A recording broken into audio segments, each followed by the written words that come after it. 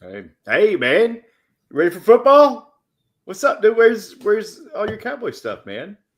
You're not excited, are you?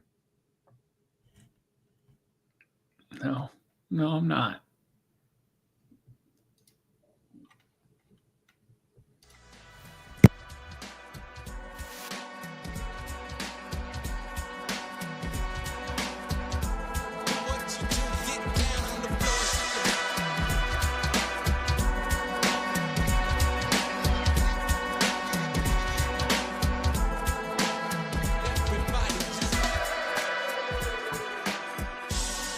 What's up, everyone?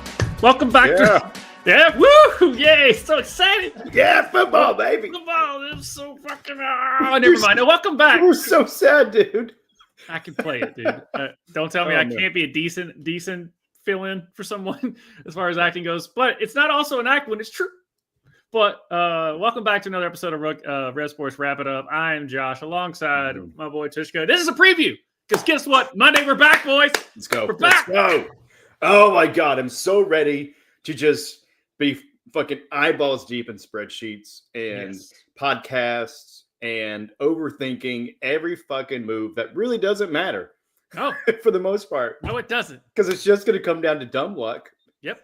And then how well you pay attention and get rid of players off your team and pick up value ones. Yeah. Oh yeah. But we also go other sports on this show, not just football, but that's basically a preview of Monday. Fantasy FRM will be back. Me and Tvshka will be breaking down some tips to get you all ready for your upcoming drafts. Obviously, any drafts that you all talk about, even the side pots, eliminator leagues, best ball. There's a bunch of other ones that I can't remember off the top of my head, but they're kind of crazy as well. Pick'ems. Pick'ems. Because we're going to do our Pick'em League this year. Yep, going to do a Pick'em League. There's also other leagues where you basically you don't draft, but you have the computer makes your roster, and then you pick one player to start each time, but you can't pick them anymore. So those type of leagues as well. So again, it's kind of like a Pick'em, but instead of for a team, it's a player. So that's pretty cool stuff there as well. Again, tune in 9 o'clock Central, 10 o'clock Eastern on Monday as Fantasy FRM makes its return for the season. But I'm so ready. But you know what we're doing right now is we're running the bases because baseball season is getting closer to the postseason. And you know who's not happy right now? Our teams are whatever. Yeah. But the Yankees, the Mets, and the Cubs are sliding fast. Right now, where they are going as far as the New York teams, it might be the first time in 2 years that both New York teams do not make the playoffs. The way it's going. For those who don't know, the Yankees have finally won today, but they dropped like 5 in a row. The Mets have lost 4 in a row, and the Cubs finally won today against the Reds, but we beat 2 out of 3. So I'm just taking that as a win. But they were well above the division. They're now 4 games back. And the Reds are right there with them as they're only about 5.5 games back. So there's a lot of baseball left to where the Cubs, the Mets, and the Yankees, because the Yankees right now are 3rd in their division, and they are right there for that last wild card spot. So it's tough right now because the Red Sox, I know she's not here, but your team is doing well. So that's nuts there. I know she's at the Inter Miami game. Dude, right? I mean, lucky. Yeah, I know. Got to go see the GOAT. How dare she on that? But man, could you imagine being able to catch a Michael Jordan game? Right. Right. I know. In Chicago. Yeah. Starts with a C, ends with an O in the middle is Chicago. Chicago, you're out of here. Yeah, you're out of here. Yeah, that's the second best Ace Ventura movie. But we move on. The Reds are giving me hope. They're playing very good ball. I think they made the right moves. But the fact that the Brewers are leading the MLB right now in the best record, and they have they're basically the same franchise as the Reds, and the Brewers do this every year, and the Reds have yet to make the playoffs in a gajillion years, it feels like. It just lets you know the type of ownership and front office compared to the two. So, yes, the A's and certain other ownerships are what they're doing is a travesty, and some people just don't have the money to compete. But the fact that the Brewers are still there every year and the Reds aren't, that is just a lack of management to me on that. I know you're a fair weather fan, as we've talked about on this show, and heavily documented. But yeah, it looks like your Royals are.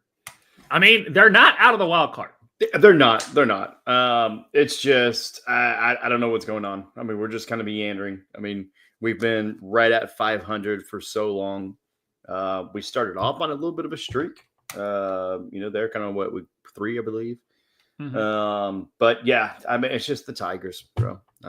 They just get our number most of the years, and then Tigers are solid. The Guardians. They were like 6 innings into a no-hitter against the Mets, dude. Yeah. Like the Guardians are playing good ball. Yeah, they're playing good ball. And so they're at 518 with the 59-55, and then the Royals are 57-58. So still close. But yeah, you got the Blue Jays and the Red Sox leading their grouping. And then you have the Astros and Mariners there in the American League West. But yeah, man, God, dude, that National. I mean, there's National side is just tearing it up. Yeah. Right. I mean, you got the Phillies and Mets 570 and 548. Like I said, the Brewers 614 and the Cubs at 579 as far as the win percentages. And then the Dodgers. Woo-wee. Well, I mean, we'll talk about the Dodgers here in a little bit, at least. They're going to win it, and it's so boring. Yeah. That's the thing. It's almost like they got the greatest player ever, which we'll talk about here after a little bit. But right. And plus with Freddie Freeman, Kershaw, Mookie Betts.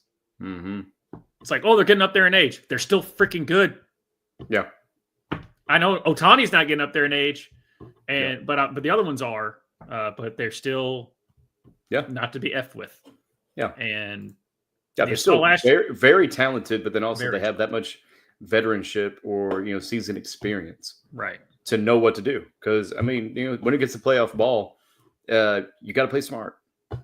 And, it's just being in those situations, those high pressure situations that not everybody gets to play in. Yeah. So, yeah, I mean, they're just the cream of the crop. And they showed last year and showing this year because they're 574. Then right behind them is the Padres, 553, who had a good streak. They're in July. It's kind of slipping a little bit, but man, that National League. I mean, it's just they're on a tear. Yeah, I love that the Reds are in it. I'm so loving it. Yeah, right. But hey, 522 because they're better than my Royals, who were 518. No, 496. My bad. I gave us 20 extra points. But yeah, man, it's rough. But you know what though? You know what's also giving hope is women in baseball. I know. We've got some history, ladies and gentlemen. We got some history that's coming up, y'all. Yeah. The MLB is calling up its first female umpire. I about said empire. We're not talking about the Yankees. She calls the balls. She calls the strikes. Who she's going to get out and throw out of the game. Dude, bro, bars. Fucking bars, dog. Jim Powell is set to become the first woman to umpire in a Major League Baseball game whenever she works this weekend at Miami Marlins, all right, playing the Atlanta Braves. So Commissioner Rob Manfred said this historic accomplishment in baseball is a reflection of Jen's hard work, dedication, and love of the game. She has earned this opportunity, and we are proud of the strong example she has set, particularly for all the women and young girls who aspire to roles in that field. And then Powell, a 48-year-old from New Jersey, worked spring training games in 2024 this year, and she will become the 5th umpire to debut this year. Powell will also work the bases in Saturday's doubleheader at Truist Park on the plate on Sunday, and MLB told the Associated Press that. That's awesome, man. Yeah. I mean, we've seen in the NBA.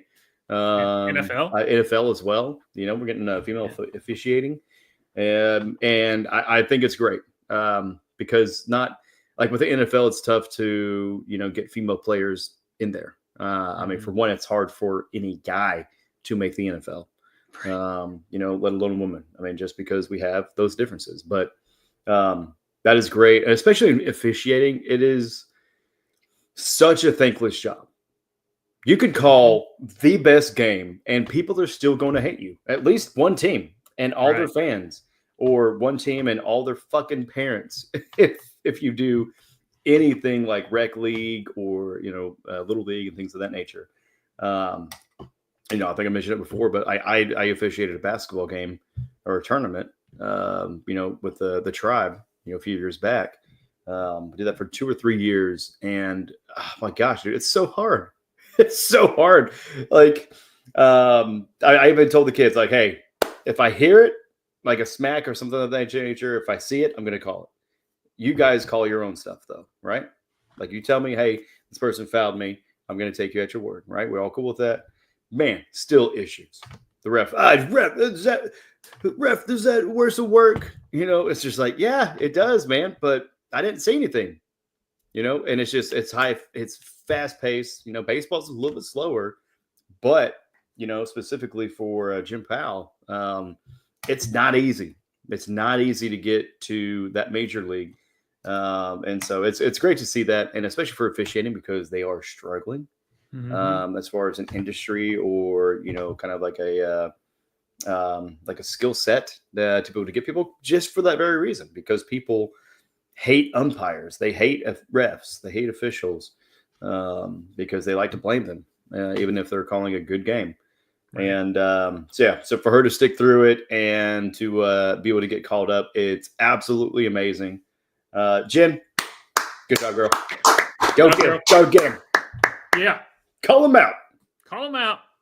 All of them. You know who else is making history? Who's we alluded to earlier is Shohei Ohtani, who has hit his 1,000th career hit. Ohtani notched his 1,000th career major league hit, a 2-run blast, his 39th of the season. And he struck out 8 on the mound, but the Dodgers couldn't hold on in a late lead in a 5-3 loss to the Cardinals on Wednesday afternoon at Dodger Stadium. Quote, a really close game throughout, Ohtani said through his interpreter, Will Ireton. Hopefully a new interpreter. You want to put some money on that? Maybe. You're going to be my fall guy. Anyway, I think it would have been a huge win for us if we were able to flip the script.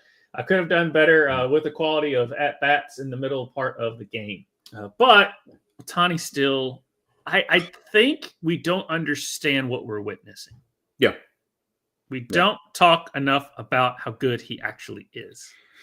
Yeah, and we do have a video of that 1,000 hit. And honestly, I think we can continue that conversation because the announcer mentioned something very poignant. Smacks one in the air. Deep center field. Scott going back. Forget about it. It's gone. Forget about Halfway it. up the pavilion. The Dodger pitcher launches a massive home run. His 39th this year. And him being such a good pitcher and hitter. Come on.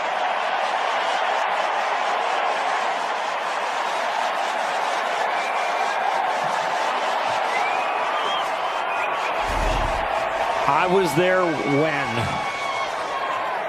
he pitched. He hit a home run. And they gave away his championship rings the same day. He is the Beatles in one body. The Beatles in one body. All right. Yep. I mean, it's historic, right? Yeah. And like you said, we might not be realizing what we're seeing. He went 50-50 last year. 50 home runs, 50 stolen bases. Yeah. And it's like, for me, being fair weather, it's impressive as hell. And honestly, makes me want to watch. It makes me want to kind of, it's just like McGuire Sosa. Yeah. I mean, there was so much hype. Well, steroids, but there's so much hype. And it was just infectious. It was like, dude, you couldn't get away from it. Like, even as a non-baseball fan, every one of your friends was talking about it. Everything was being shown on ESPN. It was just like, dude, I got to watch. I have to, you have FOMO as far as like, fear of missing out on history. And this is it. So you guys watch those Dodgers games as they make an incredible run into the playoffs. And unfortunately, probably the World Series too. Yeah, I don't see anybody really beating them. But you never know. That's why they play the game. That's why there's 7 games in a series and not one. Yeah. So you just never know. Things can happen. But typically, a team like the Dodgers, you might get them one game here and there. I do like the Phillies are like the dark horse, even though they're not the dark horse because they're ahead of their division. But as far as like the green horse, yeah, they're because the Fanatics green. Yeah, but it just feels like that's what's going on. Justin in the chat, yes, we did talk about. I'm glad you came in now because I was talking bad about how the Yankees have been sliding. Same with the Mets and same with the Cubs. But they did win today, just like the Cubs did against the Reds. The Mets are still sliding, though. They lost 4 in a row. We will be getting into the ESPN stuff a little bit later, and I will tease tomorrow's episode because the ESPN stuff with the NFL is also talking about the WWE. So tomorrow night, guys, we're not going to be talking about the WWE today, but we will be talking about the WWE. Me and Justin Toner will be breaking down everything in the world of wrestling, wrapping up all that is in SummerSlam. Some controversial things happened at SummerSlam, even though it was a great event. Some things did happen that was kind of controversial in the interwebs. But you'll be checking all that out tomorrow night at 8 o'clock Central, 9 o'clock Eastern. So join us over there for that. But yeah, this is just crazy what Ohtani's doing. And it's phenomenal. It's phenomenal. And doing it as a pitcher, I feel like the football equivalent, because my brain always goes there. It's basically like a linebacker, like being the best linebacker, right, defensively, to stop any offensive objective, being like an incredible running back, and just scoring touchdowns, right? Yeah. I mean, because quarterback would be the main one, but I feel like the defensive side, because the pitchers are defense, they're not offense, and right. It's so rare to see this, and it's awesome, man. And especially even like I think it was like 110 miles an hour was like the velocity on his ball. It was nuts. Dude smashed it, dude. Fucking the thread was probably like peeling off of it, just like in Major League or some of the other baseball moves. Shout out Little Big League. Was it Little Big League? Yeah. No, I forget exactly what it wasn't. It might have been Major. I'm sure multiple. I feel like Angel in the outfield did the same. Angel in the outfield. That was the one where the leather came off the ball because the Angel helped him hit the home run. Yeah. Yeah. I feel like I've seen it like 2 or 3 times, but yeah. Rookie of the year, Angel in the outfield, and Little Big League all came out around, and Sandlot all came out. And like just the 93 90s baseball great movies. year for baseball. Yeah. Really 90 to 95. Yeah. Yeah. Something like that. But anything else on baseball? Man, not really. Yeah, I think we nailed it with Ohtani's home run hit there, man. All right. Well, let's move on to basketball. And in basketball, before we get into the crazy part that's going on in the WNBA right now, let's do some business, which is the Connecticut Sun. We kind of talked about it earlier where they're kind of shopping the team around. The Mohegan Sun is kind of ready to deal the team.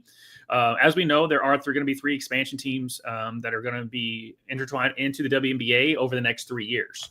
I forgot exactly what order, but then I think the owner of the Boston Celtics or someone in a group in Boston wanted to buy the Sun and bring them to Boston, which everyone was like, cool. And then the WNBA came out and was like, hold on.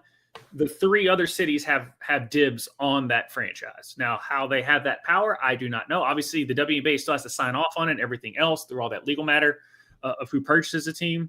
But they still will have first dibs. Now, the Sun could be potentially, as far as I know, and someone can correct me in the chat if I'm wrong, but as far as I know, the Sun can still say no, but I think they're drowning and they're just ready. They have to basically get rid of the team because they need to make some profit right now in order to just stay afloat as the organization, whoever that ownership group is. It was a tribe, right? Right. It's the Mohegan Sun itself, the tribe itself. And I believe they just need to offload the team. Because they are needing to make profit off of it rather than keep it because it's not creating the profit they imagine. So I don't think they really have a say in the choice. It's kind of a weird way of like typically when a team wants to be sold to or moved to another place and sold to another partner, there's not an organization coming out and goes, wait. Let's see if Nashville wants it. Like you really don't have that. But it's a weird time of Boston wants to buy the team, but you just greenlit 3 different teams and paid a lot of money to enter the league. Mm-hmm. So are you going to kick the other team out? So it's a weird situation there. I kind of see a little bit of that being, ownership is ownership, but also at the same time, they've got league agreements. And with them actually giving it to the expansion teams as far as like dibs, then I think you're consolidating your assets where you're not, someone wants a team. Okay, great. This one wants to move out. We'll give you that first. Then to create a whole new issue of, okay, moving to Boston, then we still have to figure out these 3 extra teams with additional players, which, depending on the skill set, could not be as premier. Because like just supply and demand. Right. You limit the supply, or then you're able to increase that demand, and that demand being the top tier talent.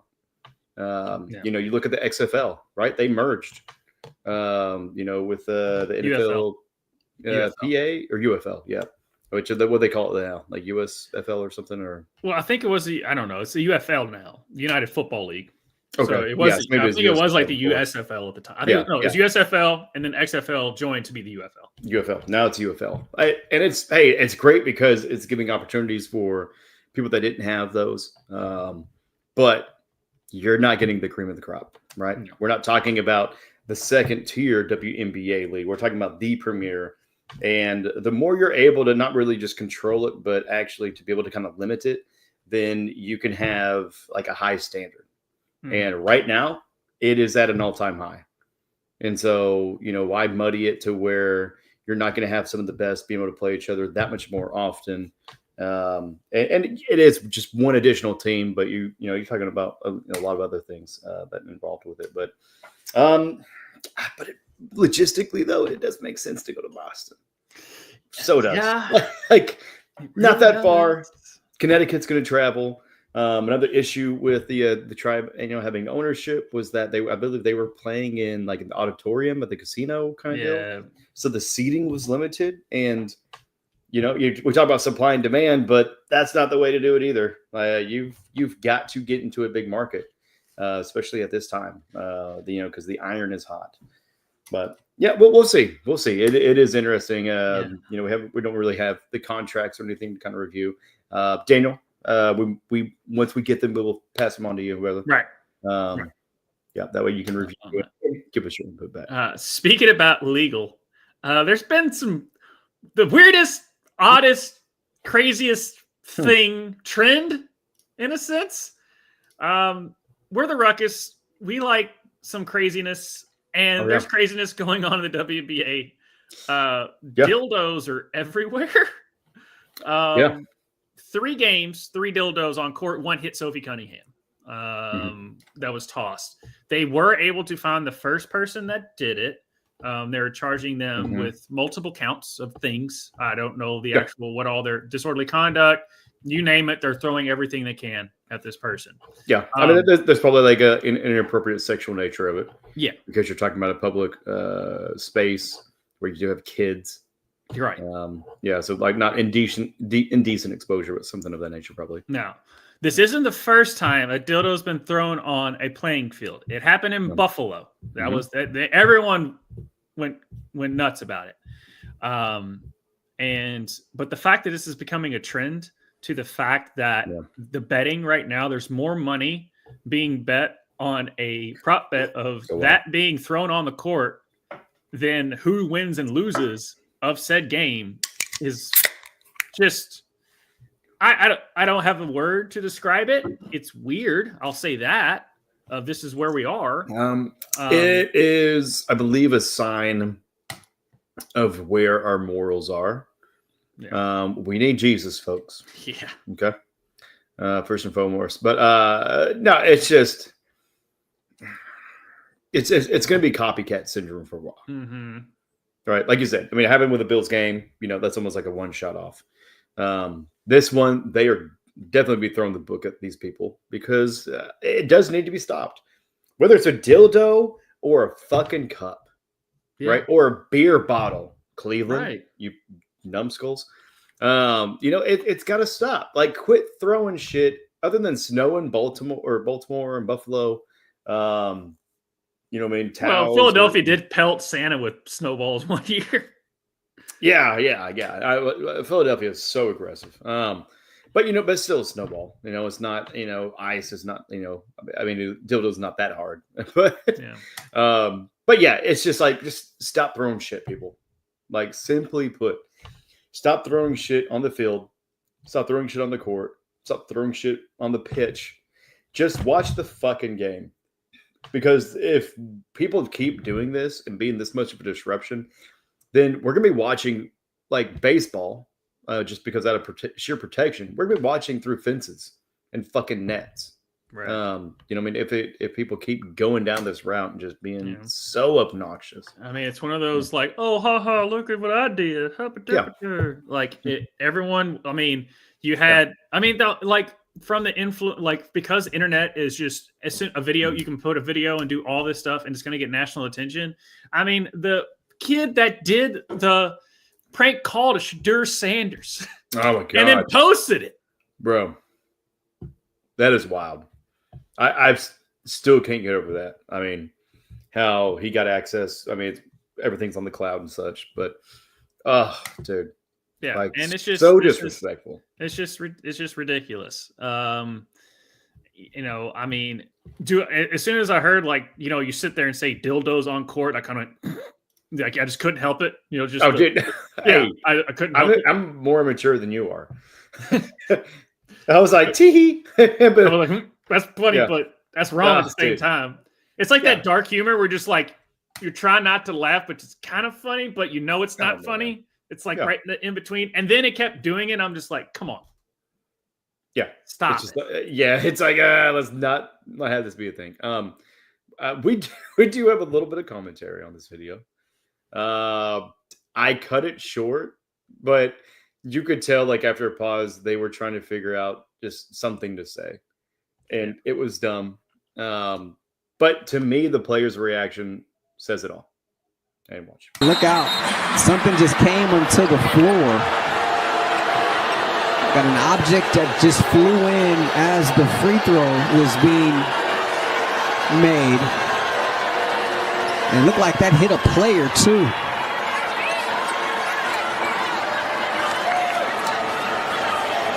And you see some fans pointing to who the potential guilty culprit could be. We've seen this going on now around through the league, Mary, and it's ridiculous. It's got to stop. Shameful, ridiculous. This time it looked like a player got hit. No, I stopped it there because it was a good shot at my girl Kelsey. No, the commentator goes on. It's just like, someone could get hurt. It's like, yeah. I mean, yeah. I mean, they could. In the technical sense, but like, all right, settle down. Like, this is not a major. That being said, Kelsey, I like Kelsey and Sophie's reaction. Kelsey was like, "F this shit," appropriate, and then Sophie just was playing it off because it's like, you think it's going to bother me, like because you don't want to give any fuel to that fire, to that. And everyone reacted exactly the same. Everyone was booing because it was bullshit. Yeah, they were saying it was ridiculous. Yeah. Like, it's just, what are we doing? Like, why pay money just to do some dumb shit? I've never understood that. You pay your good hard-earned money to be a jackass. Yeah. Now, granted, Johnny Knoxville got paid a lot of money to be a jackass, but not the people in the crowd. I like it. Yeah. We're so fucking bored, dude. Yeah. Because we're so spoiled. We don't have to worry about surviving. Right. You know what I mean? Like thriving, whole different deal. Right. There's only like about the top 5% that are thriving. The rest of us, I mean, as Americans, we're still above surviving. Right. So we just have all this time to do stupid shit and to spend our money on stupid shit. And that's what this guy did. Now he's going to have to spend some stupid fucking time in jail. Or I'm not sure like what exactly the sentencings look like. Or he's going to have to spend a lot of fucking money on stupid shit that he did. Now, someone did bring up a weird conspiracy thing about it, of like maybe somehow or another the W was like, why do we only know the one guy that did it and not the other two? It's like, how could they not have pointed the people out? Now, granted, it's a long investigation. You have to do their things. Yeah. I don't know. Maybe because the Connecticut Suns play in a fucking auditorium, people. Right. Like, it's not the NBA. Like, there's not a massive NFL. It's not a massive amount of cameras absolutely everywhere. Like, there's a good portion. But, yeah, there's still some. Yeah. But there is a conspiracy that the WNBA is, like, kind of like telling people to do this to bring eyeballs. I'm like, you have Caitlin Clark. This is the most you've ever been. Like, most people are talking about your sport before this bullshit. This typically would have been like 10 years ago. And this is the only thing we've been talking about. But actually, we have like people are bringing eyeballs because the players are actually doing things that attract more audiences. As per the expansion teams in Boston wanting to buy the Sun. Like, no, that's a weird conspiracy theory you can throw out there, but that makes no sense to me. It does not add up. Yeah, doing it intentionally, no, but leveraging it, yeah. Oh yeah. Well, any publicity is good publicity. Exactly. Yeah, and I got a client here that gets bad publicity sometimes, and they thrive in it though because it's just like they just leverage it. We got fights that happen at our bar. Well, doesn't matter. People want to come here and they want to see that fight. Right. I mean, we pay to see UFC fights. We pay to see, other aspects of it. And, but yeah, for this one, it's getting attention. We're talking about it. But we're also, at least for me, I'm a fucking idiot. But it's also just like, man, people have been killing it and they've been killing it for decades in the WNBA, man. Right. And, one of the people that have been killing it for decades is getting a fucking documentary that's going to drop tomorrow, motherfuckers, on Amazon Prime. Check it. Going to work every single day to be the best player on the court. As a freshman, she started filling up our gym. There was standing room only to watch her play. Went from being the best kid on every team I ever played on. Got to UConn and I was like, I don't think I'm going to play this year. I just said that. It kind of made me look in the mirror. I got to push myself in ways that I didn't think I could be pushed. She took it to another level. 3 national championships in a row. You are the future of women's basketball. She was always ready for the WNBA. The WNBA just wasn't ready for Diana. Here comes big money. Advertisers wanted straight, hyper-feminized, pretty quiet women. For your viewing pleasure. She had a kind of swagger that women's basketball hadn't seen. Just done herself and technical. When you go to Connecticut, you do a lot of winning. When you get to the pros, you do a lot of losing. She's a villain now. That's what I love about her. None of it bothers me. All I want to do is win. Going overseas is where you made most of your money. We had to go to Russia, to a communist country, to get paid like a capitalist. They could get that professional athlete lifestyle they were not getting in the U.S. There's no point in asking where his money came from. He's a businessman. Yeah. I did it I'm to be able to to support my family. I've sacrificed my whole life to become the best player in the world. How do you like me now? She was one of the players I really grew up idolizing. Just as the doors open for this league. Diana will be riding into the sunset. Sometimes I wonder if that's haunting. Have you thought about what's next? I've always had the mindset of I'm fighting everyone. I don't feel like I have to fight anymore. Ladies and gentlemen, Diana Taurasi! To be continued. Yeah. There's no denying the Mamba mentality, man. There's no denying that. She is the female embodiment of the Mamba mentality. I know Kobe was, before he unfortunately passed away, was passing it down to Sabrina, some other female athletes as well, because obviously his daughter, as we know, has been well documented about how much she was into basketball. And so he very much, since, all that stuff, but she was that mentality of, able to say, oh, she got that swagger, she got the villain. Guess what? When Kobe was playing, unless you were a Lakers fan, you hated his guts. Yeah. Because he was that no nonsense, hard nose, don't take shit from no one, plays with an edge on chip on his shoulder, all that stuff that you grow in love today. Mm-hmm. But when he was playing, oh man, if you hated his ass. Yeah.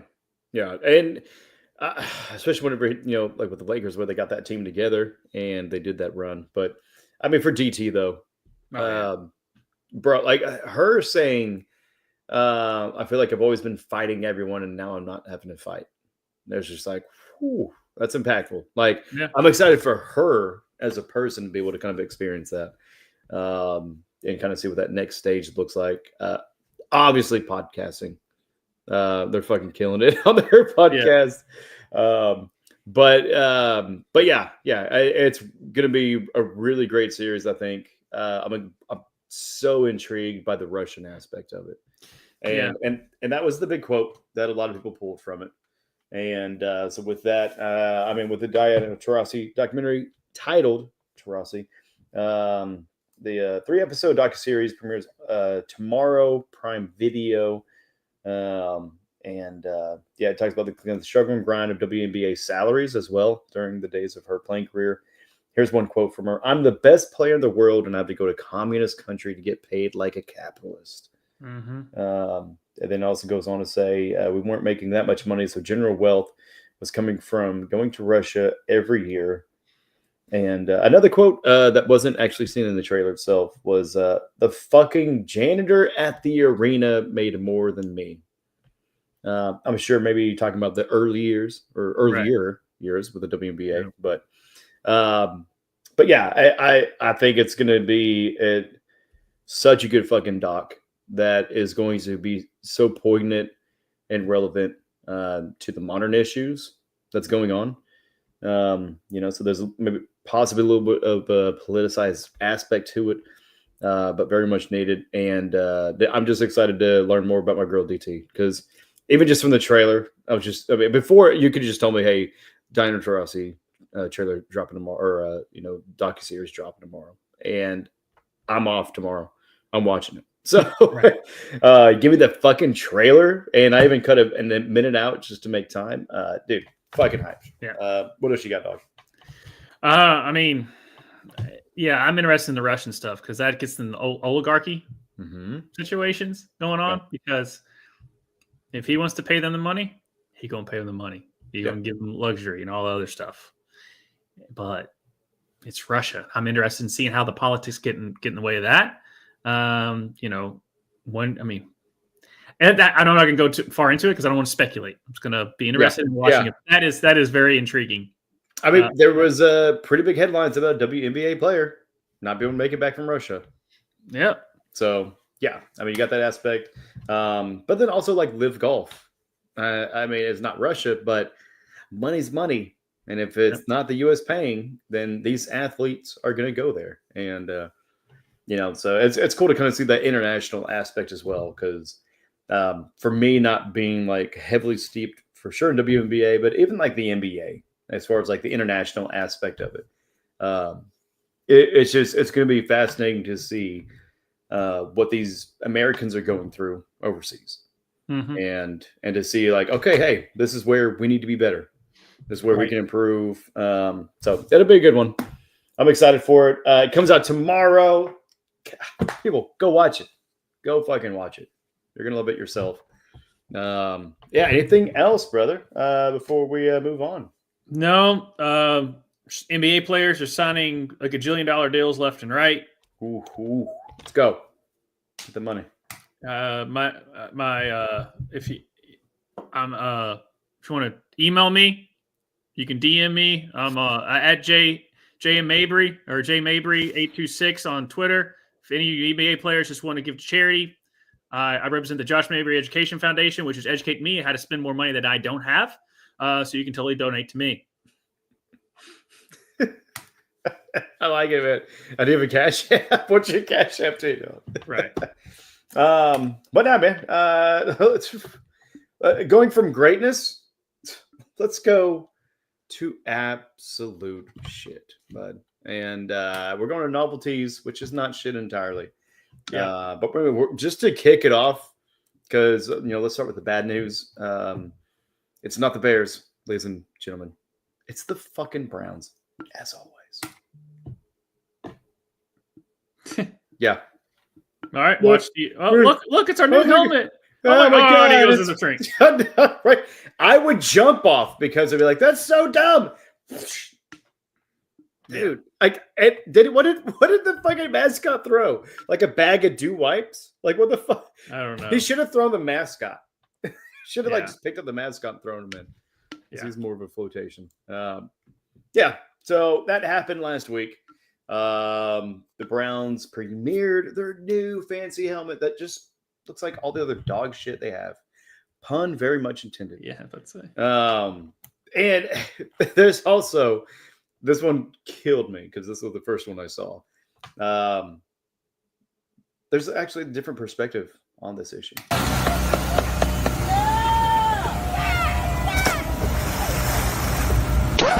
Yep, that's me. You're probably wondering how I ended up in this situation. Yeah! Yep, that's me. Dude, that was the one that got me. I was like, oh shit, I was not waiting for that. Now, I think because of the angles and stuff, we kind of brought it up, but we still had to show it just because it is the Browns. But apparently, this was staged. What? Yeah. No, crazy, the right? Browns are classy. They would not stoop to this level to try to get any fucking relevancy. Really, you're not. If the normal stuff's not working, you don't go to gimmicks. Mm-hmm. No, weird, so weird. Speaking about gimmicks, tune in tomorrow night at Ruckus Wrestling. Oh, bro, dude, I've been watching because Sting retired and everything. I've been watching like so much Sting content. Like I watched the Vault, the WWE Vault. Oh my gosh. I watched like 2 videos from there, and then all of a sudden my whole fucking feed is filled with it, and I'm excited. Yeah, his old man Sting look right now because he's got like the white hair, and then he's got just this black mark, and then it's got the white, and I'm just like, wow, it's like an old man. I think it looks badass. Yeah, even later in his career, stuff like that. But we're here to talk more about fucking hug it, chug it, football. God damn it. So proud of you, dog. Yeah, so proud of you. Yeah. Good job, man. Yeah. I'm going to start with this before we move on to the smelling sauce, because you know what pisses me off? It's the fucking Dallas Cowboys. We talked about it earlier, talking about people resorting to bullshit just to garner images. Jerry Jones does this shit every time. I don't know why it took us this long to realize he doesn't talk to agents. When I bought the Dallas Cowboys, I just woke up one day and I called and I said I want to buy it. And then we wrote down on a napkin, and then I bought the Dallas Cowboys in 2 days.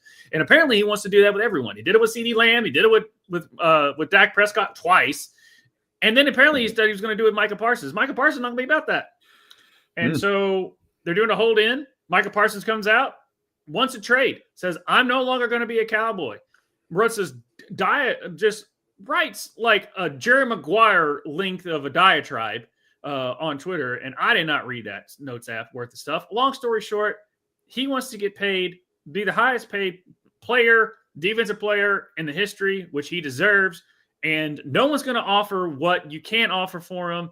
I don't know if they're going to franchise tag him. I'm pretty sure he's probably going to be a Cowboys. Jerry Jones came out today and said that he's probably not going to start week 1.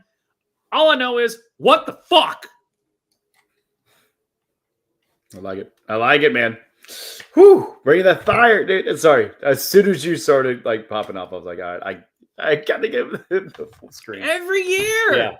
Man. And he's so much of dealing, like, I know I talk wrestling, but he is so into, like you were saying, any good, he always wants to make sure he has headlines. Yeah. And he's got always wants to make sure. And he, guess what? You got it. Mm-hmm. With the guy that you fell ass back into, Kramer. Yes, it's a Seinfeld reference. Kramer falls ass back into money the whole series. Just dicking around doing stuff. Jerry fell ass back into Micah Parsons. Life happens. Good and bad. And I have way too many too many shirts and jerseys with Parsons on the back of it. So please, for the love of God, Jerry, get it done. Whew, yeah. Jerry is, and it is true to an extent. And I don't know this for a fact or I've heard about it. He called him Michael. Hold on. Jerry believes that he is the Cowboys.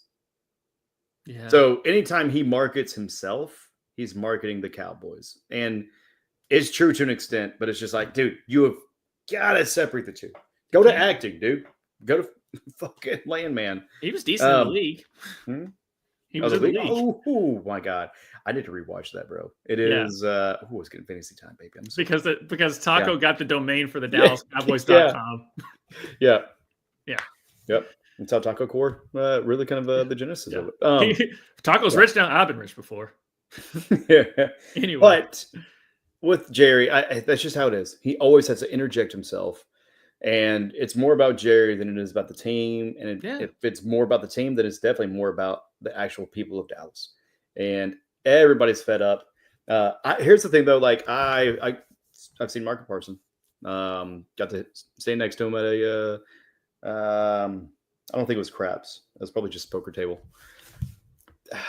Hopefully in this new contract, they have it to where you fucking tip people, dude. Right.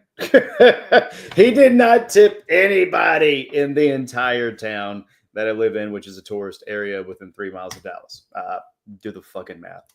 But hey, that's a cultural thing. But anytime Marco Parsons is going to be mentioned on the show, I'm going to jab at him for that reason. Oh yeah, that's warranted. But it's also warranted the fact that he deserves his damn money.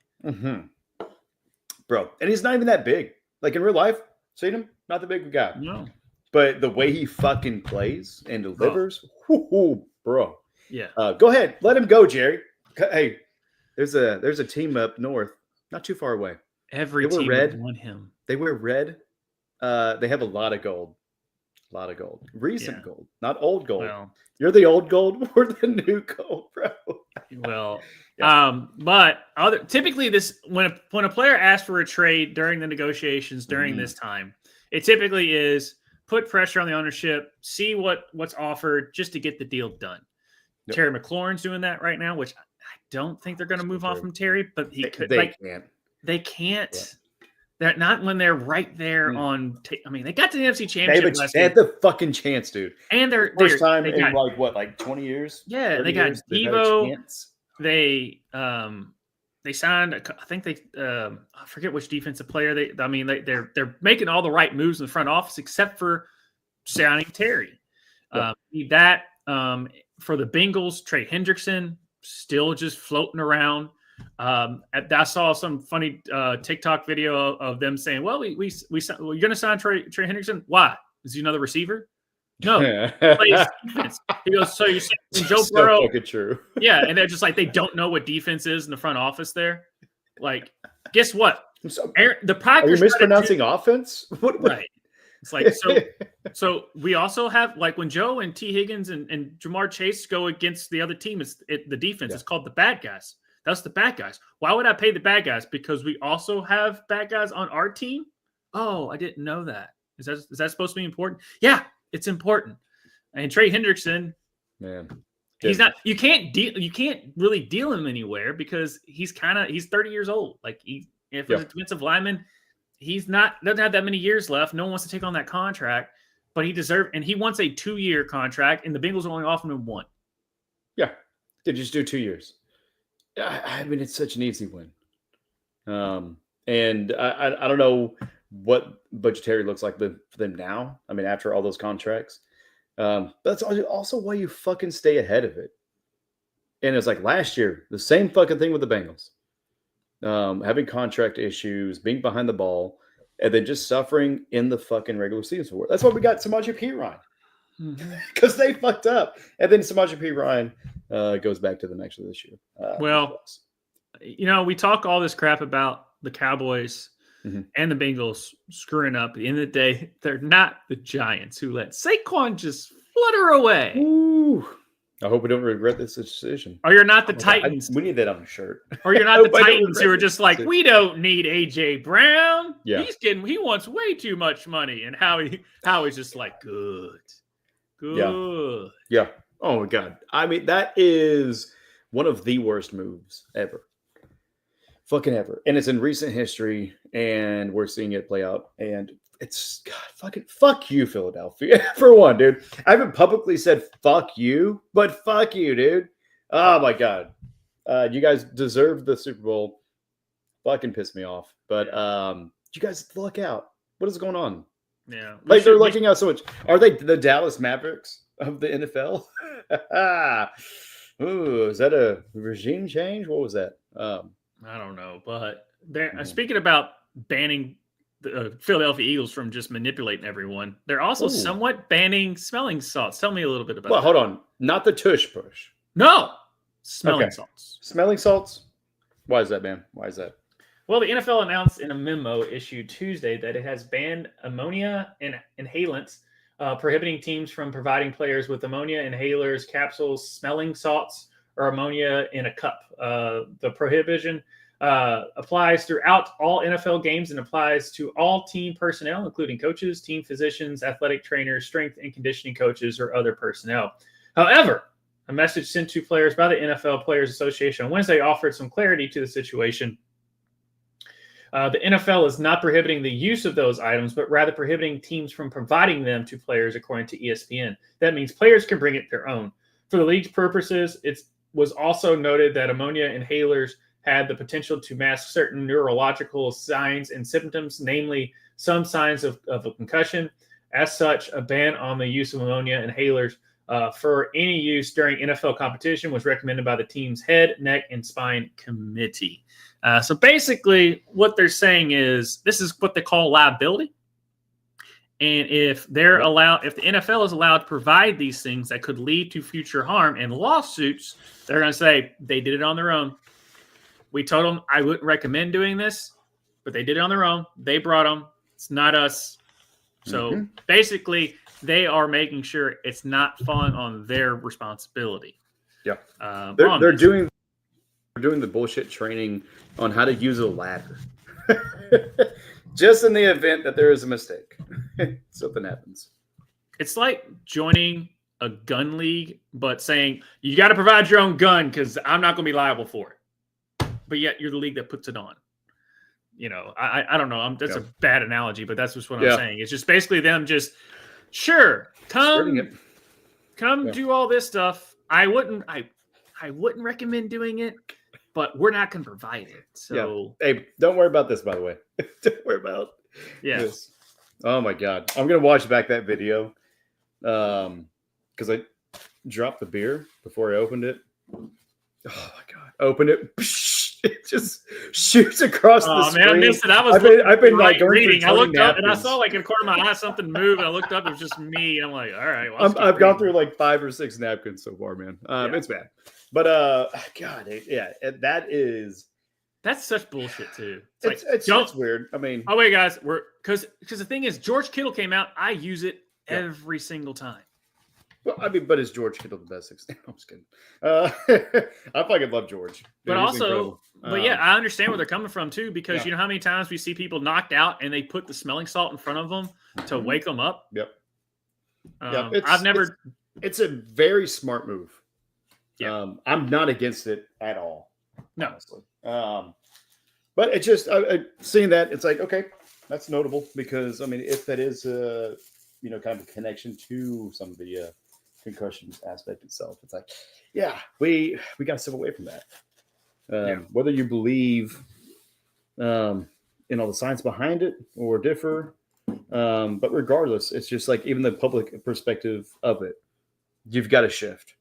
Right. Like anything connected to CTE, just you got to get away from it or fucking stifle it. And so this is their way of doing it. It happens. But I need so many more towels, bro. So what else we got, man? Because I'm so excited to hear about this next. Well, actually, no, I am actually excited to hear about this one. Go ahead and lead it off, and then I'll play the video. Okay. Well, real quick, Hard Knocks did drop yesterday. And during it, they visited the new stadium of the building for the Bills, and they were telling them, because it's not a dome, but they said the way they built it, that even though it might be windy and gusty and all snow and all that crap, but it won't affect the wind on the field. You physicists out there, tell me how that works, and architects, because if it's open in the air, you can't. Oh yeah, well, we prevented a hurricane. No, Mother Nature's going to do Mother Nature. Well, here's the thing. So I immediately think of Mythbusters. Right. And there's the old kind of thought that with the truck bed, you put the tailgate down because it's actually going to continue that flow. And you're going to, not have as much drag because you don't have wind resistance. Right. Turned out to be not true. It's actually better if you have the tailgate up because it creates a little bit of like a centrifugal aspect and propels the vehicle forward, which is actually better for you. So looks like they designed a vehicle the way it's supposed to move aerodynamically. And hopefully those same people are the ones that are a part of any of this right now. Right. As far as wind shear and everything else that goes into it. But we'll see. Yeah. I feel like they were a little bit oversold with some of those fucking pre-renders last year as far as the stadium and what it's supposed to be. How big was that fucking Buffalo going to be? Like 20 feet? I don't know. Something stupid, dude. Well, I can tell you right now, the Titan Stadium is going up rather quickly. Yeah. Nice. So it's cool seeing that it is cool being in a city where you're seeing a construction of an NFL stadium. It's pretty neat. Yeah. And also seeing completed.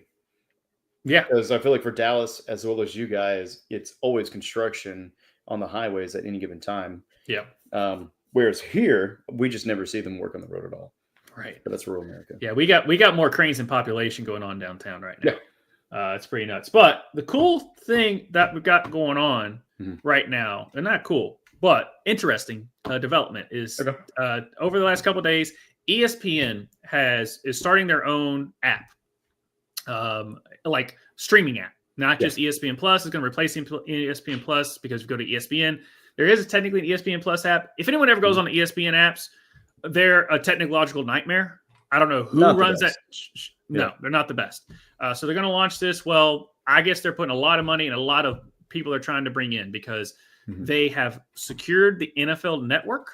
And they also have secured pay-per-view rights to WWE, which again, as I teased before and earlier, me and Justin will be going over that detail tomorrow as far as the WWE aspect of it. But that's right. ESPN is now basically bought the NFL network itself and basically been partners now with the NFL.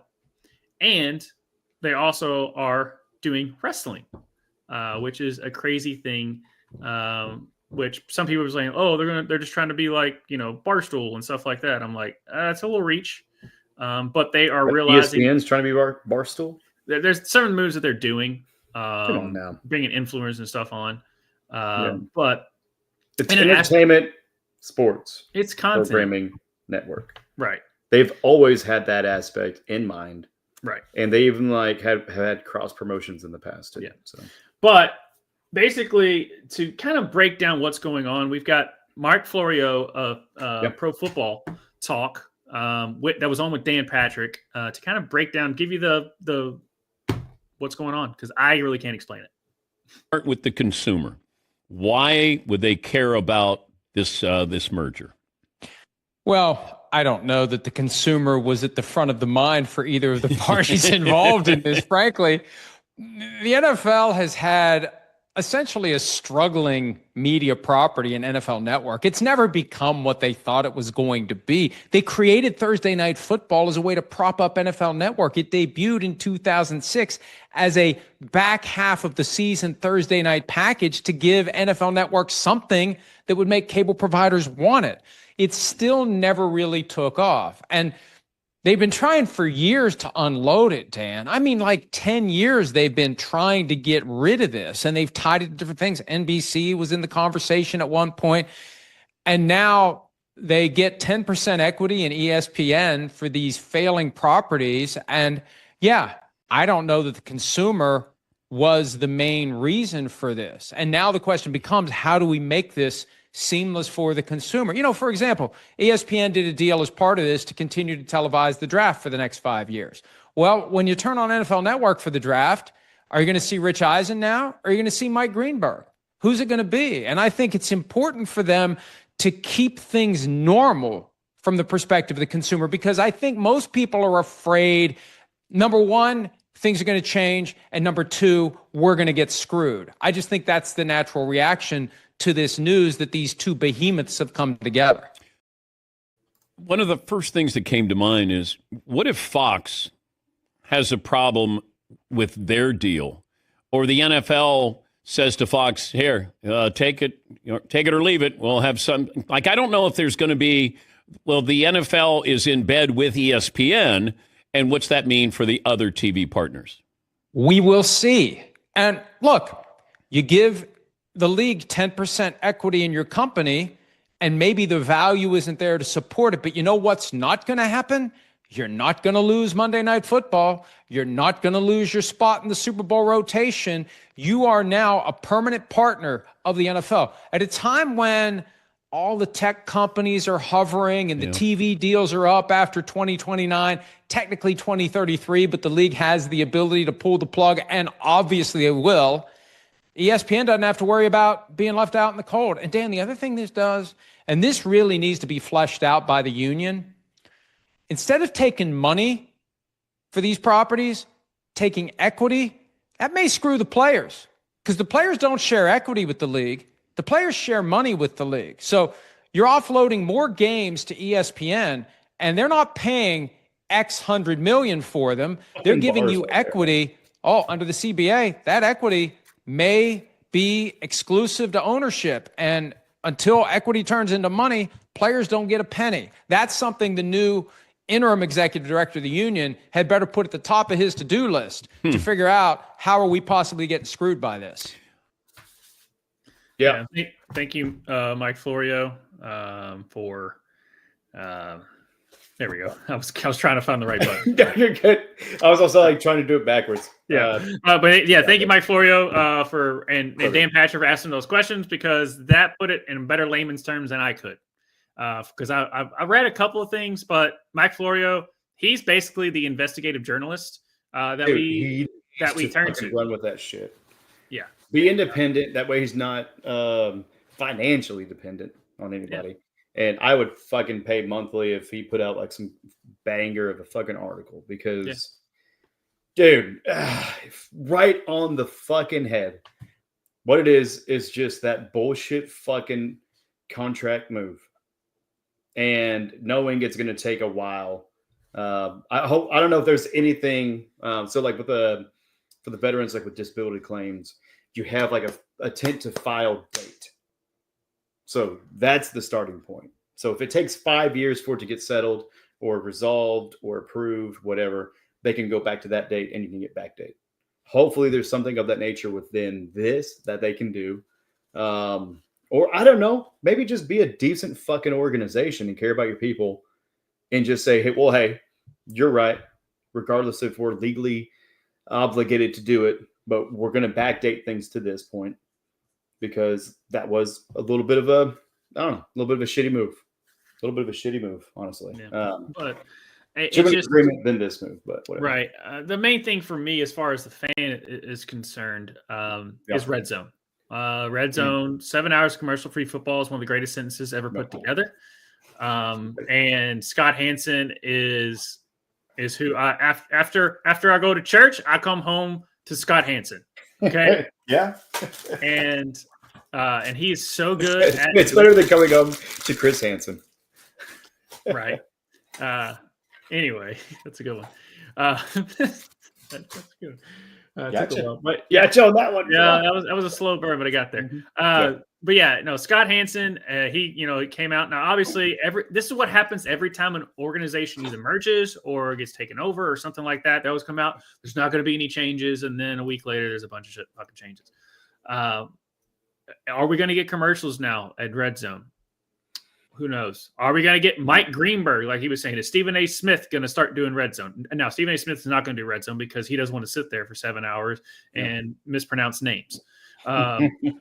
Scott Hansen is perfect for that job. I don't see them getting rid of it. Now, the commercial aspect is what I'm a little bit afraid of. But there's more implications to the Red Zone thing. They got the rights to the Red Zone product that they do. Yeah. So Roger Goodell, they were talking to him about this, and he was saying, like, there could be Red Zone. Now that ESPN has Red Zone, which has rights to, I guess, other, like all televised sports, is they can do college. They might be able to do Red Zone college football. Who knows at that? Red Zone NBA, like they could do those type of things. Red Zone hockey. I think the Red Zone NBA and hockey and college football is really crazy. Now I know that they were trying to do in an aspect of a sense like Sunday ticket for college football. I don't really heard anything else about that, but Red Zone is so awesome and how they do it. And Scott Hansen's so great. It literally is like, I want to know, like if I ever took a class on production, that's the class I want to take, is how they do Red Zone. Yeah. That's high praise right there. Because it's just really, really cool of how they do it and how they're able to pull it off so flawlessly. Right. And just how they and everything like that. I mean, literally 7 hours. And then once it gets to a certain point, he's like, all right, we got to go. But here it is. Every touchdown that was scored today, just they give you the good stuff. They play the hits. And I would hate to see that be differentiated. I'm really feeling for, like there's always those shows that's like once they're canceled, you're like, oh, I miss them, but you didn't watch them anyway. NFL in the morning, Good Morning NFL or whatever they're called with Brant and all them over there. Good Morning Football. Good Morning Football, something like that. Yeah. Good Morning Football Live, maybe. I don't know. It's Good Morning Football. I know that. I know ESPN property or it is. It was an NFL property. It was strictly NFL. Okay. Yeah, but Brian and then Chris Traeger, who's now with ESPN. And then you saw this writing on the wall that something was going on because Schrager leaves NFL. They moved Good Morning Football from East Coast to the West Coast for some reason. Rich Eisen's show is going to now he was through Roku. He wasn't technically the NFL, but he's now going to be on through ESPN and his podcast and stuff like that. So I don't know but you kind of say like, all right, Rick Eisen's going, but it's just his podcast in which the NFL doesn't have stuff. And, you really didn't watch NFL Network for anything. I mean, I didn't even watch it for the draft. I'd rather watch Mel Kiper like melt down for 7 hours straight about Shooter Sanders than tune it back over. But Rich Eisen is one of the goats. God damn it, dude. What's such a burnout of a career. Right. I can still get paid and do shit, but it's just like. But yeah, I understand because the NFL Network itself was just drowning. Yeah, and so they had to do something. So, Good Morning Football. Thank you, Justin. That's what I meant to say. Good Morning Football. We were getting it there. I said Good Morning Football, bro. Okay, my brain. I think you're like, Good Morning Football or Good Morning Football Live. Dude, who took the edible? Me or you? Come on. We're getting there.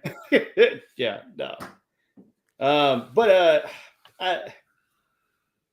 it's still just such a shitty move. With NFL Network, honestly, with everything fucking TV, it's all getting shut down. All the late night shows, everything else. Like live TV is almost done. It's now just going to be streaming. Yeah. And I don't know how great the app is going to be with ESPN.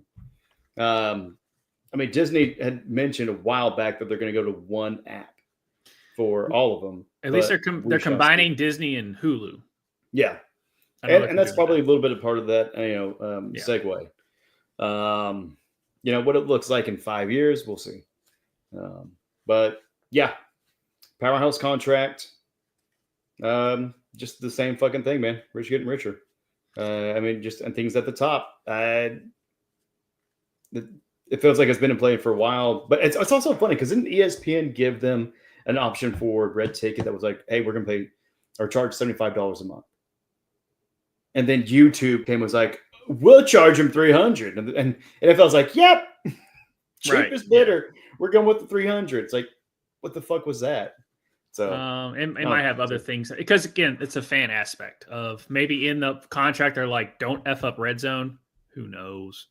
No. Who knows all those contracts? Well, come on, man. I mean, to be able to have the fucking multi-view and all that shit, that I feel like that's not that difficult. It's not that difficult. So maybe part of that acquisition. Really, multi-view is not that difficult. Home Run Derby, how'd that go? That multi-view was trash. Hey. Just because baseball fucks it up. But it was ESPN. Was it ESPN that did it? I don't know. I mean, yeah, but then they fuck it up. So then why are we trusting them? I don't know. But also, hopefully with that, a part of the portion of it is maybe some of the actual coding of the programming or the patents on some of that shit. It's the Red Zone patent, I think, is what they're, like you're saying. Like, it works for Red Zone, then it's going to work for the other shit, hopefully. Yeah. One thing also, too, for people who don't know, people are like, where did ESPN get all this money from? ESPN, they're not the boss. You know the boss is? It's a mouse in Orlando. Because Disney bought and people are like, oh, when did this happen? In the 90s. Disney, who owns ABC already at this time, bought ESPN because they saw where it was going. So they acquired ESPN because ESPN started around the 70s or 80s, right around there. Like the late 70s, early 80s is when ESPN really started. And they bought it in 1992, I believe. I'm just remember this off the top of my head, so you can fact check me and be wrong, but I know it was the 90s when they bought it because they realized how much money, pennies on the dollar type of thing back in the 90s. And Disney, if no one's tracked anything, is worth a lot of money. Therefore, and when they see okay, here's what we're going to do. All right, we're going to do all this. Oh, wait, that WWE stuff's coming up. We'll take that. Is anyone else going to pay you $1 billion? We will. Here you go. Because we know how much we can see your numbers that you're doing. So that's going to pull in more eyeballs and stuff to our network. And then it transitions into SportsCenter, which is something that's being talked about. So now they're in bed with the NFL is in bed with one network. Like Dan Patrick was saying, like, what is this going to mean for Fox and NBC and CBS? Sure. Pony up. If they own, I don't know how much they own of the NFL, but if they're saying they're like, we don't like the way NBC is doing that, do they have the right to do it? I think that's a little far-fetched, but I'm just going down the conspiracy rabbit hole. Mm-hmm. And I mean, part of that's not even conspiracy. It's just knowing your history of economics and massive corporations. I mean, look at the telephone industry. Expand, contract, expand, contract, expand, contract. And that went from communications overall and just telephone, and then it went to radio, and then it went to TV, and now it's going to fucking streaming. And what are the major players at this point? And it's just weird that Google, who's probably one of the biggest, right? Because I'm thinking Google, Apple, and then whatever Disney's trying to be. What else you got? Sony, maybe to a degree, right? But you're muted. I can't hear you. Amazon's a big player. Yeah, Amazon, right? Video and shipping and receiving. They did have an NFL package as far as the Thursday night football games. I don't know what the contract looks like. They just signed it last year, right? A couple of years ago. Was it 2 years ago? I think it's the third year. Yeah. So I would imagine there's a little bit more as far as that. I like their fucking broadcast. I think it's bloated for how many people they have on there. But yeah, and Al Michaels. I like the fucking personalities, dude. Maybe I'm just a fucking a shill and a mark for TG, but Tony Gonzalez. Yeah. But all the other guys are cool. But Al Michaels could give two shits anymore. And but Al Michaels is the prestige, right? It's like having Lee Corso on anything in the last 3 years. It's like, yeah, you're just here because you're owed it. Like you're the fucking GOAT, one of them. So you can just stick around as long as you want. Didn't know Sony was the only. Yeah, it makes sense. Yeah. Yeah. Yep. So who's going to buy Sony? All right. Where's that going to go to? Especially with their gaming packages too. Shit. Sega's going to buy Sony. No. But that's the other aspect is gaming, which we won't get into because we're already at 1:13. But right. It's interesting. We'll see how that develops. But only time will tell. But just don't F up Red Zone. Big company. I need 7 hours commercial-free football made by Scott Hansen. All right, what we got next? Real quick, Katie Ledecky, still good at swimming. What? But yeah, her 700 meter. She actually was challenged this year. Now, Canada's McIntosh. She beat her. I think she beat her for a gold medal. And so remind me of this. I know you're in the chat. She beat her at the 150 or 200. And then Ledecky, if you go back and look at a picture of when she did the 700 in the Olympics, it was like watching Secretariat win the Belmont. Go and watch that because because he was finished and they were still figuring out the two horses coming around the turn because that's how far she was away. But McIntosh and I forget another swimmer. I think she's from Australia. It was a hell of a race, and Ledecky breaks the record of having 7 titles. I don't know, but as far as gold medals and worlds, as far as the 700 meter free is concerned, she is now the world record holder for the most wins on that for real. But I think it's kind of like watching Ohtani. I don't think we realized what we were watching until we realized it's heading to the end. Now Phelps, we saw him in his prime, but we don't really appreciate what Ledecky is doing. Like that. And so Canada McIntosh. Canada's McIntosh. It's not her actual name. She's from Canada. Her last name's McIntosh.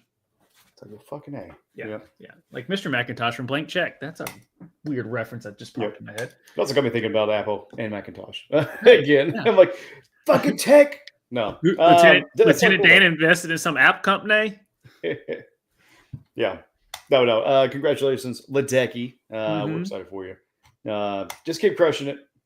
And again, I mean, people are going to be tuning in for sure. Oh, real quick. Noah Lyles, finally, he didn't have COVID during the 200. He beat Kenny Bednarek. I can never get his last name right. And after he caught Kenny right at the end there and beat him, and then he turns around and just stares at him. They kind of get in a little shoving contest, and then they're cool now. But they're rivals. They're both Americans, but they're rivals. And Kenny got him last year. I mean, during the Olympics. But that was because Noah Lyles had COVID when he ran it. He still got the bronze medal. Nuts. The fact that, but Noah got him. So just shout out to Noah and Kenny, because rivals are good for sports. Just don't kill each other. Like literally, don't do that because you're too good. Yeah, but you could get into fights, and those fights go in the crowd. Just don't throw cups to make them go into the crowd. Yeah, or anything else that comes out of the crowd. Anyways, reference to earlier. But yeah, man. At this point, man, I just kind of feel like I just want to kick and scream. What's going on? Yeah, man. I'm gonna do this so fucking relaxed. Brazil wins their 9th Copa America Femenina, tying Colombia 4-4 and beating them on penalties. Fucking Murta. Fucking scoring again, 2 goals. And wins so good. Copa America. Fucking goat. I mean, from one goat to the other. Smarta. Yeah. And I'm just going to read through this quickly because I don't have any input. Sorry, Sol. I did not do my homework. MLS signs some big players.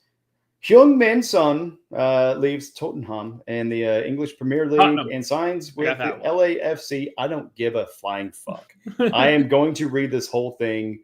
Fuck it. Also, Thomas Mueller leaves Bayern Munich and signs with the Vancouver Whitecaps, which are so fucking legible.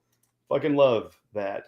Reminder that the MLS also signed Rodrigo de Paul from Atletico Madrid and is currently playing in a League Cup for Inter Miami. So hopefully got to see that dude tonight, right? Let us know in the chats. It would be great if you were on screen for this shit. Other news, we got transfers, bro. Matt Turner was able to find a home with all the Lion drama. Or Leon? Who the fuck is that?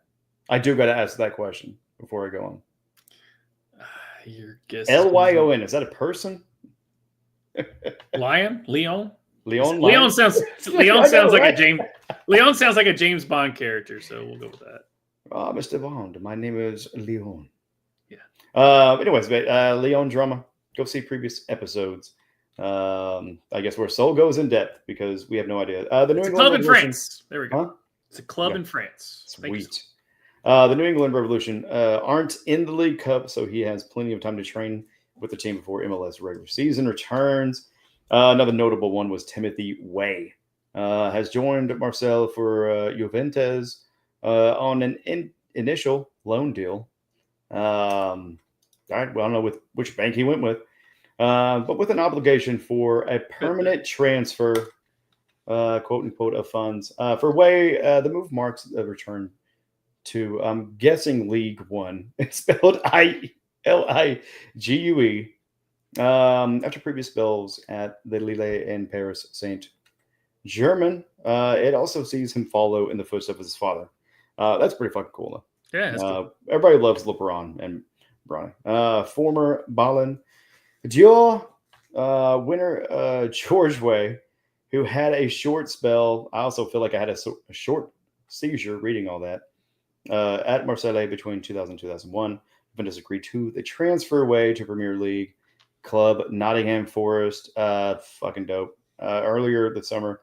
But Way rejected the move. Way joins a Marseille side that will feature in the Champions League after finishing runners-up behind PSG in League One last season. Are you nodding your head because this is fucking revenge?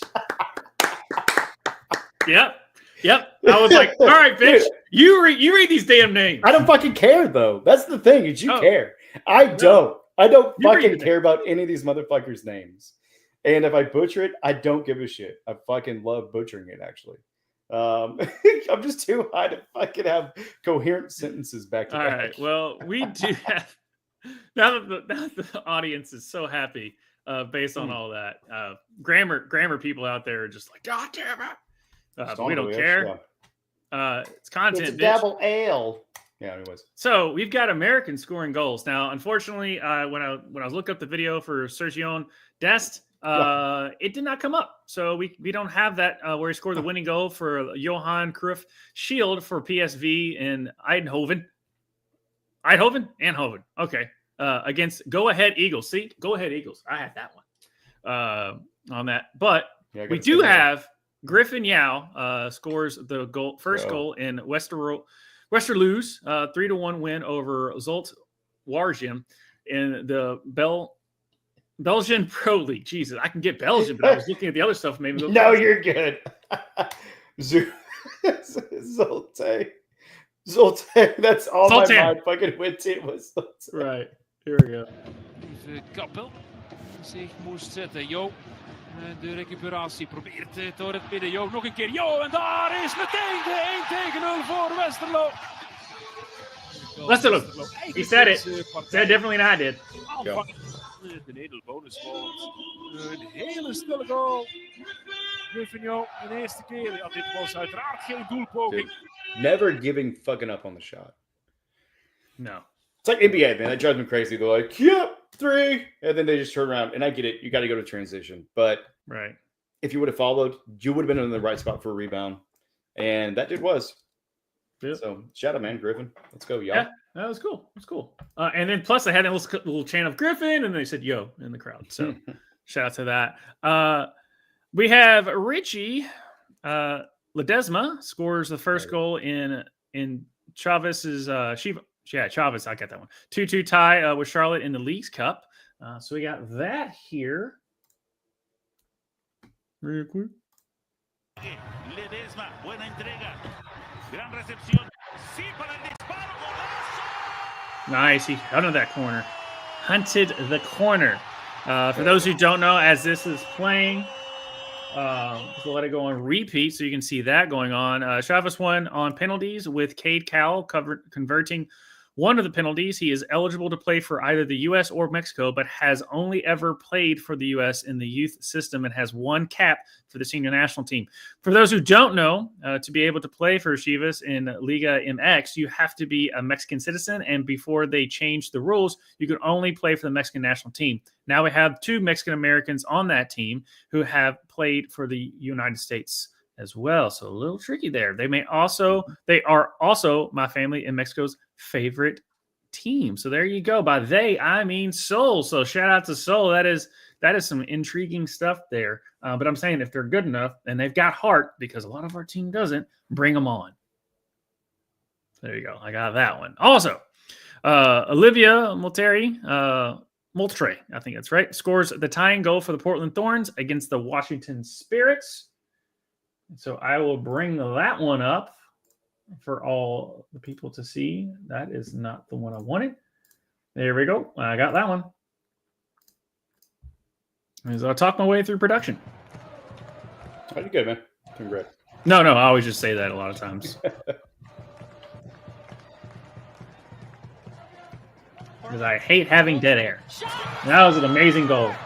I mean, half feet away. Can't let her get that. Completely against Serena play. Liv Moultrie levels there, Jenny. It's first Sam Coffey winning the ball, but this can't let her get that. I mean, they just stood there and just did not mark. Wide open, solid, opposite. Got the goalie on her heels. Couldn't do anything about it. Yep. That's how to do it there. And then also, unlucky for Olivia and Portland, Trinity Rodman. What's up? That's right. Trinity Rodman. I feel like we haven't heard that name in such You a hear long it every show because I make sure I bring up this superstar. It's weird because I feel like I haven't seen Trinity in like a month, dude. Oh, well, but that's Sophie because we see all the time now. Because we would the whole show would be 4 hours long, and 2 hours of it would have been about Trinity Rodman being awesome. Oh, right. So that's why. Sure. On that, but where's she at right now? She's scoring the winning goal for the Washington Spirits against the Portland Thorns. Which, if they had Sophia Smith, they might have had an extra shot. But she's actually making a baby, and I can't talk shit about that. Yep. I was like, come on. Still in that fucking lane. There she is.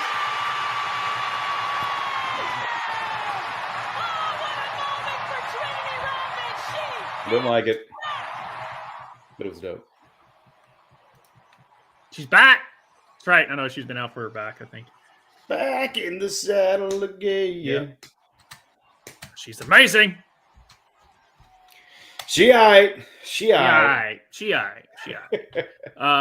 And then we've got that. And then after the game, we've got a little special video for all you people out there with Trinity being awesome. Here we go. Yeah, I just think, damn.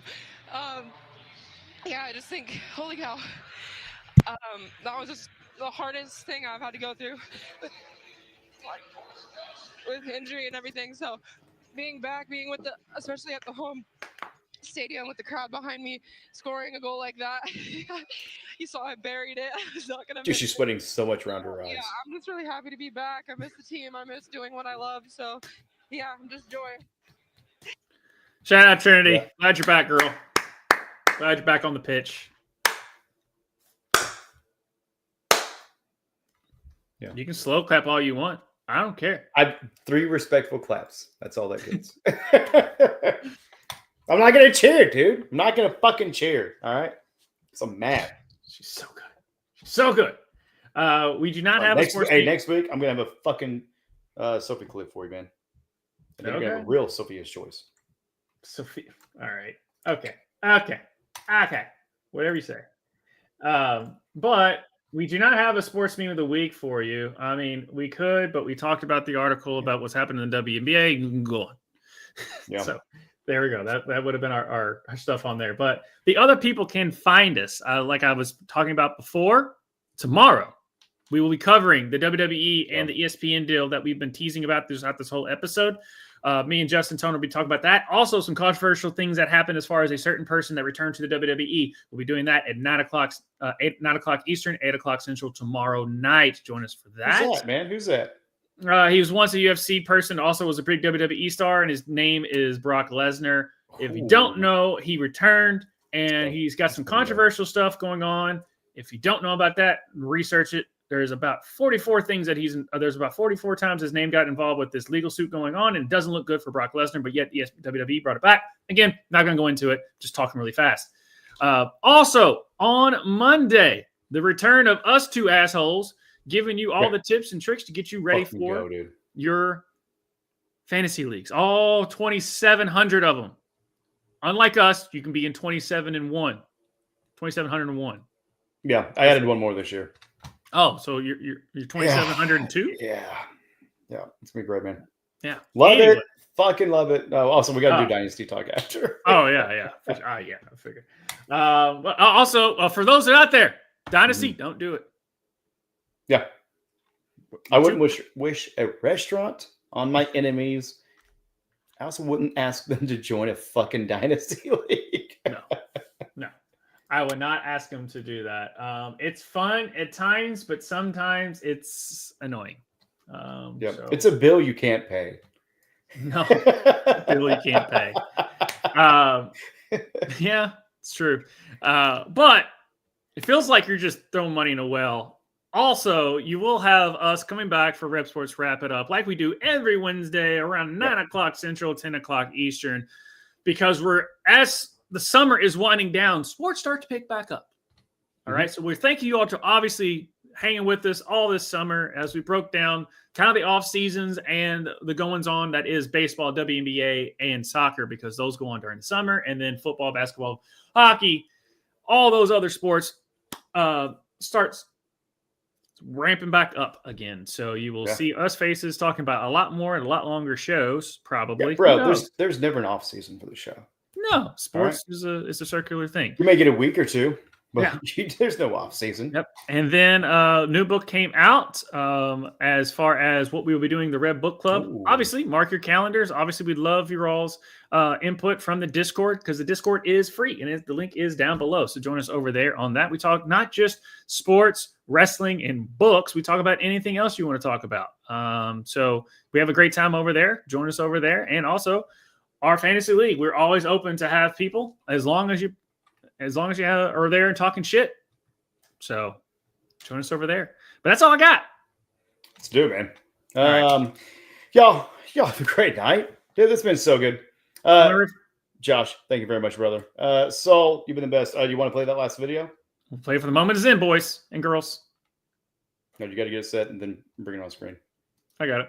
Production. All-time bracket. Number 1, taking your mistress to a Coldplay concert versus number 8, starting a feud with Kendrick. Yeah, this 8 seed's a tough team to face. They'll have you doing push-ups to prove you're not like them, but Jones, sometimes family matters trump all. It's possible to win a feud with Kendrick. There's no success rate for this 1 seed, though. They're far worse. Move them on. Number 4, hanging out on the fence at the Gorilla enclosure versus number 5, saying, I'll do it in the morning. Yeah, this 4 seed has the greatest player in the conference, Harambe, but if he's not playing, maybe this team isn't as deadly. This 5 seed, meanwhile, plays night in, night out, and they never end up victorious. Move them on. Number 3, betting Jets money line versus number 6, getting back with your ex. Yeah, let me give you a real personal anecdote to break this down. I have a great friend. He got back together with his ex. On that same day, he was feeling so good, he put everything on the Jets money line. His relationship with his ex only lasted 3 weeks, but all his money was gone in just 3 hours. Betting on the Jets moves on. Number 2, taking a submersible to see the Titanic versus number 7, having a gender reveal party involving pyrotechnics. 2 teams that really just have you asking why. At least with the 7 seed, he can play the excitement card. Everything's a little better with fireworks. I don't understand the need for this 2 seed. Just watch the movie. The 2 moves on. Into our final 4, we have number 1, taking your mistress to a Coldplay concert versus number 5, saying, I'll do it in the morning. 2 decisions that might seem innocent in the moment, but are going to hurt you big down the line. The difference, this 5 seed's only going to hurt you, and it's only really going to hurt you in the morning. This 1 seed's going to hurt a whole lot more people, and it's going to hurt you your whole life. The 1 into the final. The other semifinal, number 3, betting Jets money line versus number 2, taking a submersible to see the Titanic. Look, I don't understand why anyone would want to do this 2 seed, but at least there's a chance Please, to see something cool. I want the Jets money line so bad. Nothing is going smoothly, and I guarantee you're not seeing anything cool. The Jets to the final. And that takes us into an incredibly dumb final. It's number 1, taking your mistress to a Coldplay concert. I mean, it's number 3, betting Jets money line. Eli, who wins? Jones, for this 1 seed to be truly dumb, so much has to go wrong. First, you have to get on the Jumbotron. That's not happening. Then you have to draw attention to yourself in a negative way. That's not happening. Even if all that happens, sure, you've ruined your personal life, but your company life is fine. Just take it up with HR. Oh, wait! You can't! Taking your mistress to a Coldplay concert, the dumbest idea of all time. The MVP. No. Taking's not the dumbest ideas of all time. It's hiding. It's what they did on fucking video. Just play it off. Nobody would have known except the people there in attendance. Yeah. Just play it off. No. Hey, dumbest idea of all time. I just like how you've seen the movie. So don't go down there. Oh, man. Great job. That was awesome, man. Thank you for picking up slack at the end. So we'll see you next week, Earl. Everybody else, we will see you tomorrow at Ruckus Wrestling for sure. Y'all take care. Peace.